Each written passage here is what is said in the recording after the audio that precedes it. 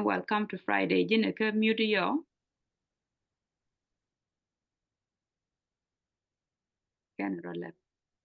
Thank you. Welcome Friday.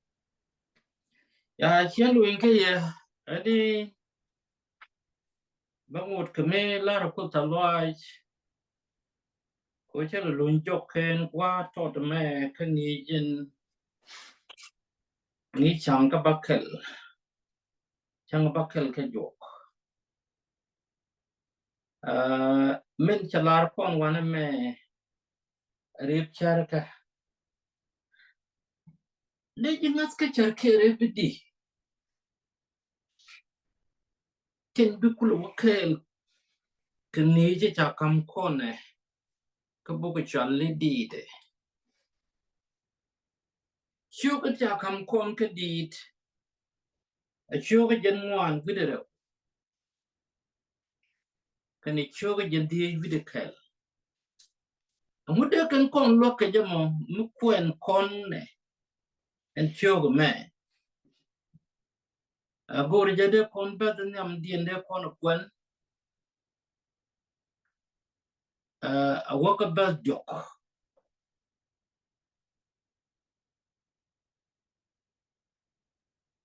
te gramede kwen kon Kadir kadi Jodi jenwan widere Janwan with it. ya bukon kan ka bas kel a met waka diok bukon min chalar bukon kulele Did Joe Janwan with it out. Best Calawado. Yeda go to Jilo quote. Chenekamin la lay few go Badro. Teda go to quote intake.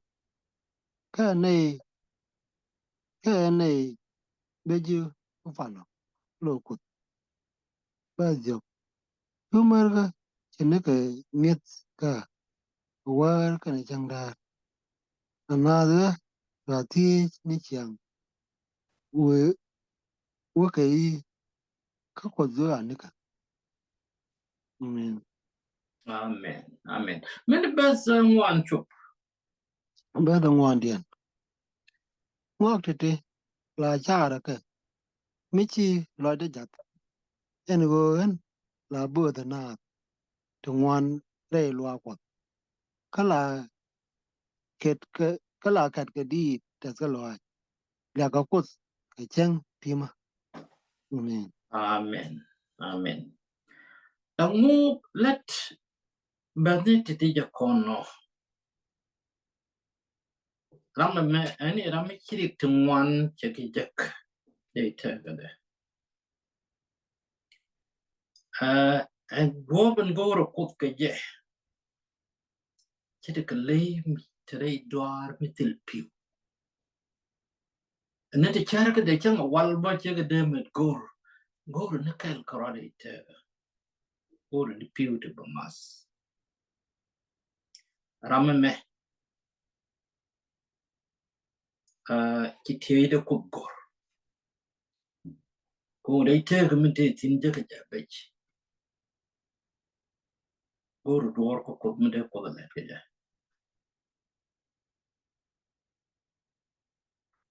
kan kudin ba gor Chabia could be Guru no couldn't take in major gender lob jagajam. Knew the Congo motor con reading me the bag Ramarum would the con let come and go con a cook couldn't meet couldn't take could take a could take the palke and not can ask and care but couldn't ask con a couldn't take.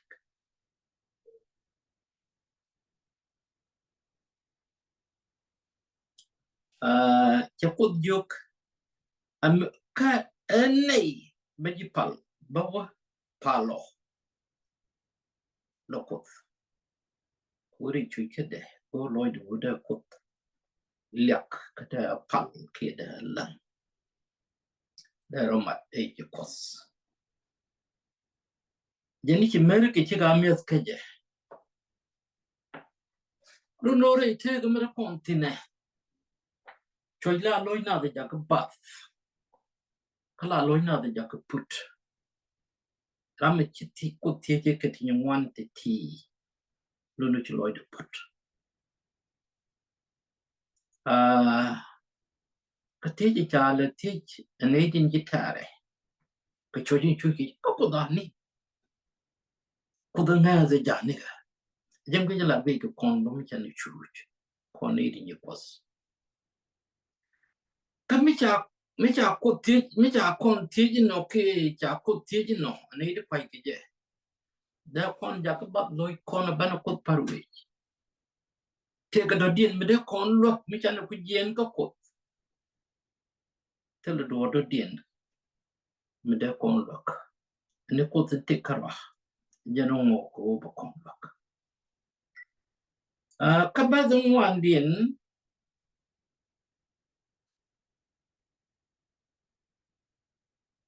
A creature. Loyalty jack. Can't you loyalty jack? A winner take a con tino.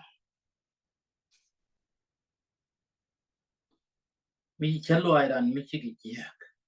Chicken de buzzin rank a cough. Take a buzzin ask to watch the men go over. Kami si cher kon bena kwa chane ngaji can cherry jack to tea chicken no cook but a cook one jack ni.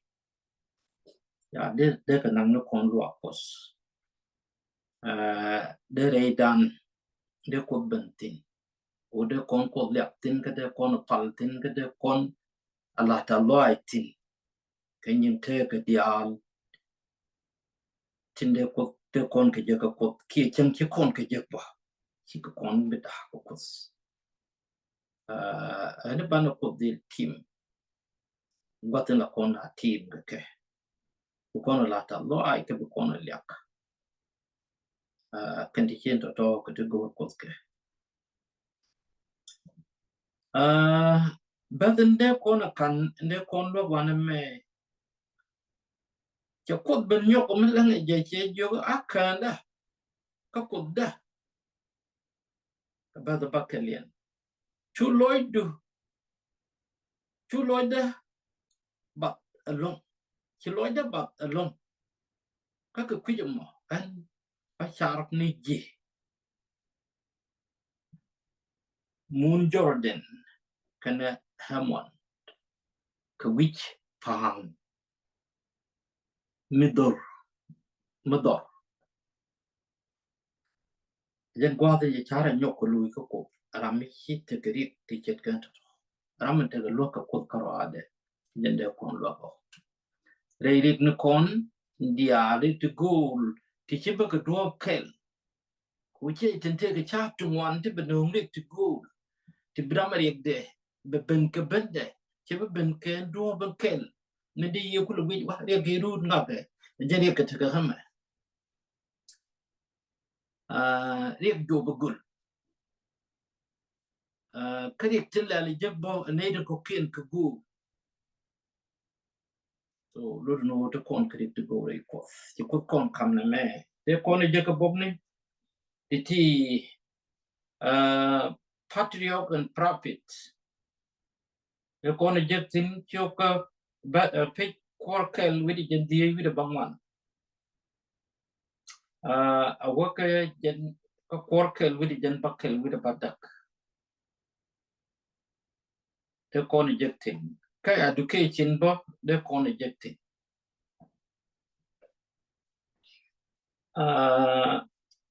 Kabogo no dien and they call a queen pitch over and deal with a kel. Kajandit. Many of them con deal with a kel. And which a lot of Okay. Kabadan Kalian. yeah, talk a cabazon kelly. Aloy the coach, I work at the age. aloy the coach, hello, coach. Go no do. Tell a japek. Kaka, quite low I do. Tell a japek. Kawoy do Erika do Erika. ba da la apos ka je ka wo duer ka ba jok ko en nga je duer ka en la na je ni chang ni amda ba ngon e jin ka rwadu che duer en te la na mi je wandu e chondu en go luga ka chang be kwet luk ni chondu fan Amen. ba di en ta ka duer ni me dab ka amar na na duer te ka ni je mar ni We're kapas barrow. brother bara odien la ni ka ta bu ba ko pat la ba boy che ne ka chak Amen. amen Amen. Yeah, and machala kon de bide kon latin dial tin chirung ite gade. Tichu kel ke do ben gor koda. Amu che je ko be tok din ke te dial te chalat. Chaluin ko kot. Be te je dial te chalat be ke ben no kot. Chakalat kot.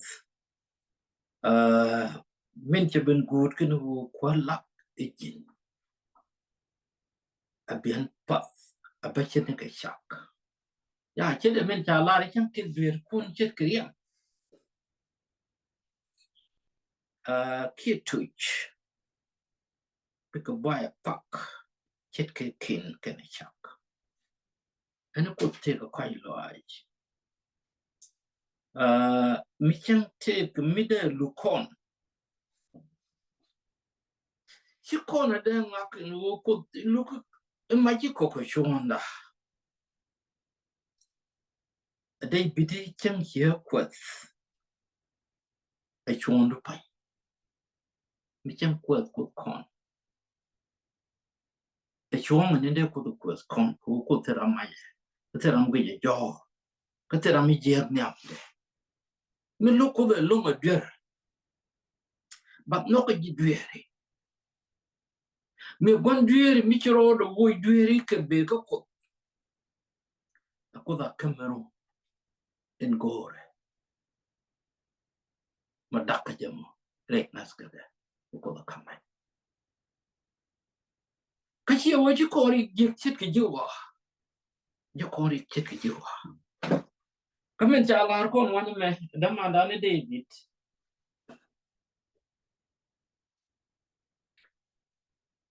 La ki jaga latke. Mi chire ko ben ka kori jang ni ke ka kore. Kore chare ken jet in konga lati ken nongder. Ya cha je bo njo wa de moy ke jare tin ye wo che dwer amene kan ji ko to go titel dwer le ken ke kan ji ko titel ke dwer bi ke dil je bo apa re ko ka ji ko na de chare tel ko gwe chunga mele de mi chet ken ko kri go ati let ke kwiriem na de ko kone let ke kwan jerni ko go do me de kon lu jok je ka ko but not ko go kon go ru git mo ne me ke le dung rit kan on wala ba ka ko ten dia de ka kwa jek kwa se ko de ala ka pi ji bas de dia tel ram de to ra bo ban jap dien nen be kon na kulen men be go ke e ibru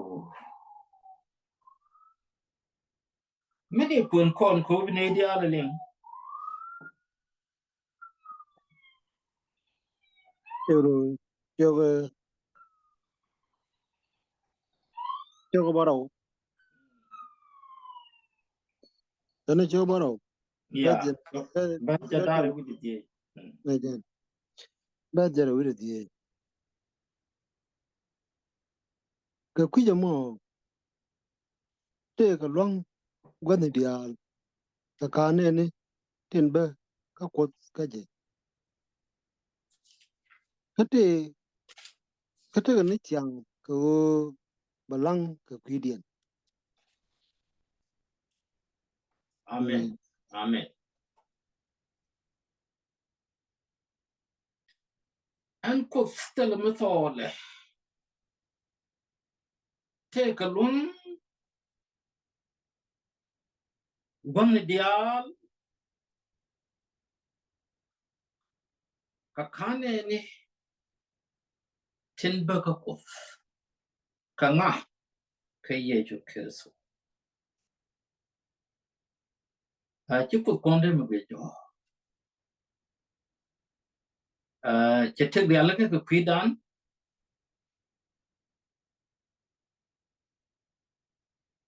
Kan kwar ni yeju. Kana lang pal. Nyam kwaf ka kwidan. Kulam na neke. Diere ka kwidan. Aray wa me ku kadi kwa te chi jeki jin. Ngay jabe ki ka ko. Micheng liu kong. Chelari niyan. Micheng teri tumuan tibe. Yeni bakon kam chap mi bana longa ke wot. Ani bana wawan niyam. Aray kwa dan. Kangat. Kerot. Keriktin be. Kawo me. Ani bi kwara kwa te ker ka kon. Amen, amen. Eliakta ka kus kajan lesson ni channel linga ni to kon ka tikel mi te ram kel ki ne rew de chu loj before chu kon wa ram kel linga kon gwa me te ka tij mi gwa me cheno mi dong de kon ko lo ka ja lesson to content let me get to the note here.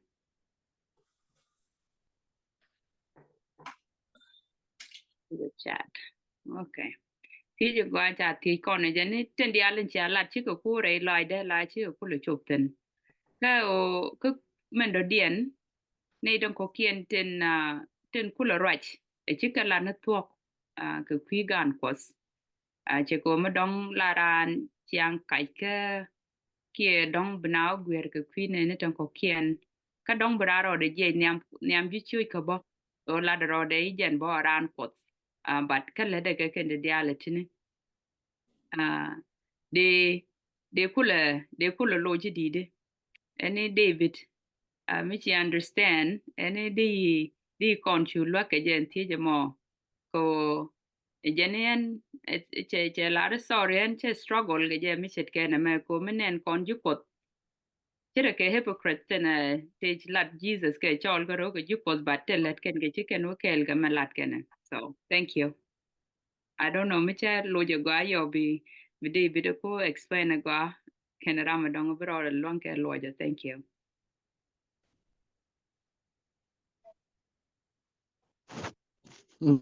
Gua chỉ nói đất cái thiên nhiên trên này chả pose nhưng mà đàn tăng quan này là gọi long mi let con discussion là đen con bible là thì cái đi là thì cái thế này cái thế là thế mi con ở đây gor anh thì lo đó con ở đi thì based on ta chỉ ra được bị jamoni gor cho loại tin chỉ cái ta anh chỉ nhau là cái gọi long hu nghe lo cột mi cái lần mà bear tăng quan này da kan ka dole na da paltin long nyima na kulle specifically ko pinan nan la members lan member ni lwa ko kene la ji lwa ko mo do normally ci uniform du no cirga min ci tana do gore bong ni kene wo lwa ko agwad mi chet ka men te dol wal gor ga ne goitin wala restaurant na kamana ko kut law agwad melet kutun mi gere na tin ke ngwan de loy dan de ne gay ko mo kon dol ko diloi la gwat mi ta ji di alger adong de ni jojen wo bu kon ngur bi kon biel ko kien di che gwach ni ka cheng pan kien la cheng tin chi ye ko go enjoy te ka dan to kon struggle ke la chianger ka kon chi gwa ke ba gwab na be dil nang ko gwande kon focus ne long bu kon focus karode transformation bara dil to bara dil to mi che ji gwe long dong de te me de nen me de le ni amma ba ki busy karode ba long ka mi gwe jaro tangwan ni right ko confirm bona mo bu dol ko dil pi de no chen kon ji ken bo ke la tv chat ke chi ger ba che ba ben ke la advance te ji ju chi yechu chana look chana me ma ju 23 yo ke yen ni lenga tin dia lat ke ye yang ngwana dia te lat ke ye ko kan ji parasis ta kam lat ko bi ke ngot mu bi kan lat loy nap ni ke lodi you know chwa tin let kan ge chwa galet manon ko nan tur no mo men ri je to kom tin ge lu te tin ta mo geran chi kel nyo gwan no gwan jeng ni je long ke re wan te ji wi chara yen gwan pal ko putin yen no ko mo ko yen gore ji ko mo ko da ka da ka put da ka nyong ro ko ko la te ga nga chingui kon chiang me chi chana bu mo da nga ko na ko yen te ka long mo ge na ba so dong jaw la bat Ya, le yo le yang ka aja. mi chiel ngai ko na ko yen ge na do lo chang nen kon chiang ba re du la cha kon be cha loy dan be jaga tit ya cha loy dan be tit ke je anyok te ma de kon le ge kwide men de kon gar ka ro ade men la kwidan no de ne lang de ne ko lang ko cái con với pen gió thế để cô con đi à cha con cú mà dân chàng mẹ chàng đưa cái này gam cái quan trọng gam mình đi cho có đây được tin con đi à đồ ta nào chung cái wale cái biết là tê đu vì này đó là giờ wale biết là nhau cái tê đu thế nào đấy quý mình đi cứ mà làm cái nào bộ con phật bang phật chọn cái quý đan bé chọn cái quý đấy cái này quý đủ bộ con ngồi chung á mình chẳng bộ quay đi chú chẳng bận bận cả để cái gì mình chụp lại đó thì nó bedil thì nó mình sẽ cái này mà nó good bật thì but ban pal ke kuidan ko mite mi ci kon nen ba mi to karam mi ran ngab ka ko la de je en wo gwa ko ka dong gwa ci ande ka men gwa lya ka ci en ma ci nen ka jira mi ci ga mo bilang ni jin gi kuida ke mi chen nen gi bo bilang nen kuidu ko ci jen ci angor ko ga de ko non yam ka je bi chanan kana ro mesi in chane je bi ko mar ko ma ci jen lat kon ge ro kon dong chara je bere longa men go hawde la de cek o bede dil tin du no ci kon ci lo dan bi jaga tit lo ko dan ci biya wi bi to bi ga dil tin du no te kon ka ngal tin ko ba kon dil transform ba kon nang ka chet ye chu kor son ngor en gore ba kon nang ko jen ba kon dil gel lo te ju lo ko tin ci thank you Amen. Answer mo ko ani ci loy dan ci test. Te kara me dong de te me dong ma de tin ki ci rong.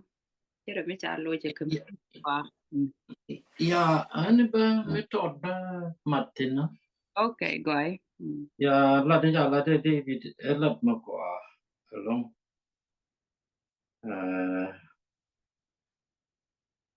Ninde kono goron robo kono ngai wana me kan te dial joyti. Kan kub ka pala la tani te kan nyos. Kamal yu cho baro bas wal di. Chane tinjik nas ka chiri yogi ne karo ko go ti. tibba kaye charo much ka twany Roma ka chere din ka juk nyepich tina potke bia ka ngach ka dei kien rian mi chet kana me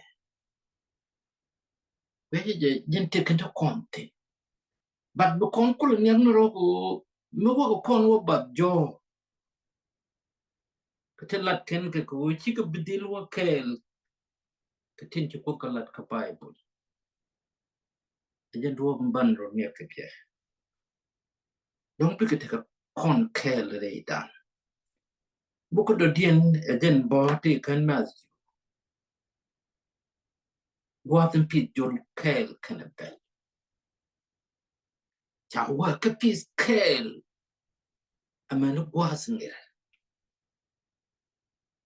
ko chi la de gor de jol woch ko tin wo yen jol woch bi yen bel bi yen ko woch de ka ka pis kel ni no ane ban pis kel ga ken to wi kon ka to ramala ban ngas ka mo amanu kon bo dom chi kon ga lenga goy ka ken din ko ko re al ka mi chi duonen mi chet ken mo mi chi wo kel ga chang bi chi ko lat broritin mo ko wonya chopi gul en chi ko lare bi chi ko wote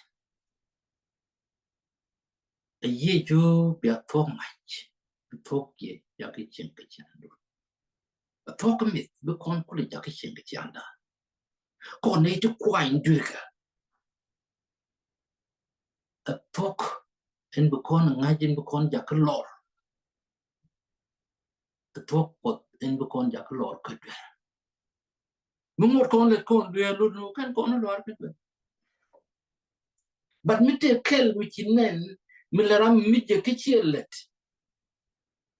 ja ko mi ge bokka ki ji mi let kone mi je mi ge mi je ani bi continue ko no kam no ko riet ko duere ko mu ka ko riet ko duere ba ben la raje ki alat Jesus kana Nicodemus changan nyakran ka daf ge te ram ne